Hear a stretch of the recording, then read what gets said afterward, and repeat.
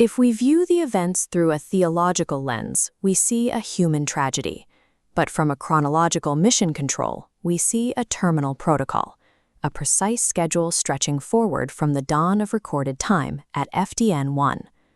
Long before the 1st century, the Book of Daniel established the macro flight plan. Chapter 9, verse 26 dictated a specific timeline for a coming Messiah, carrying strict chronological constraints. The exact starting coordinate for this specific countdown locked in at Christ's commissioning. That occurred on Sunday, September 11, 27 CE, known on the absolute calendar as FDN 1,460,971. Daniel defines the mission length as a half week, 3.5 prophetic years. While that equates to 1,260 prophetic days of 360 days each, translating that span to the solar calendar requires exactly 1,278.5 days to reach the true midpoint. This specific duration frames the crucifixion as the calculated conclusion of a 1,278.5-day countdown. Adding those 1,278.5 solar days to our start date lands the terminal coordinate on March 11, 31 CE, or absolute day number 1,462,248. This equation shows the modulo 7 invariant test applied to that day number. Dividing 1,462,248 by 7 leaves a remainder of 5. On a 1-indexed calendar where Sunday is day 1, day 5 guarantees March 11, 31 CE was a Wednesday. In the architecture of biblical timekeeping, Wednesday serves as a specific gear shift. The creation sequence installed its planetary timekeeping systems on a Wednesday. The pattern dictates that major cosmic transitions execute on this specific weekday. The core objective of this particular Wednesday was the administrative resolution of a 4,000-year-old legal debt, opened by the first human transgression. Verifying this Wednesday coordinate is mathematically mandatory. Attempting to shift the execution to a Thursday or a Friday breaks the mathematical spine and corrupts the entire prophetic timeline. Zooming in from the macro calendar to the micro execution on that Wednesday, we isolate the hours between 9 a.m. and 3 p.m. This is the active verb phase, 6 hours of ongoing, mutable human suffering, where the sacrifice is in progress. The historical and scriptural records confirm a severe environmental anomaly during the second half of this phase. From 12 p.m. to 3 p.m., a total atmospheric blackout covered the land. At exactly 3 p.m., known in the Roman reckoning as the 9th hour, that blackout lifts. The active suffering phase peaks, and the protocol enters its terminal sequence.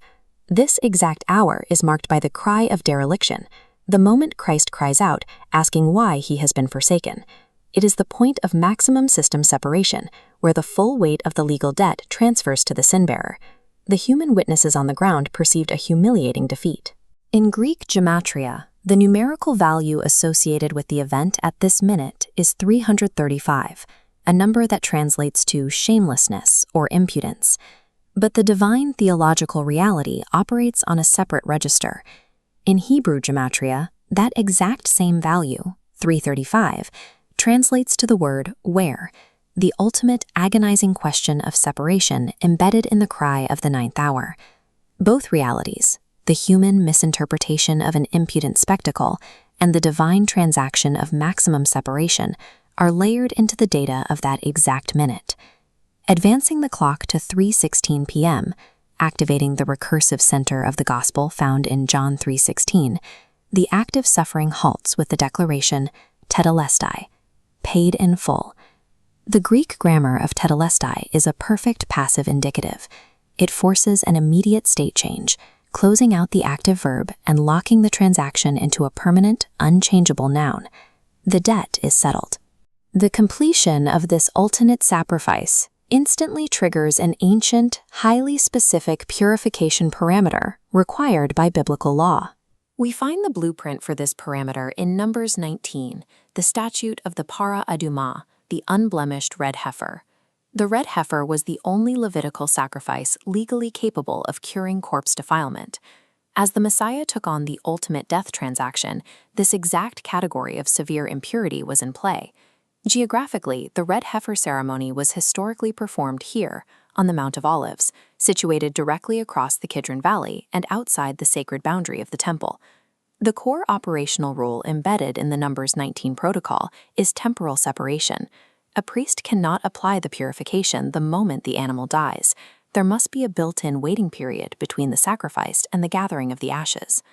Applying the chapter number of the protocol, Numbers 19, as the required interval, we wait exactly 19 minutes from the 3:16 p.m. declaration.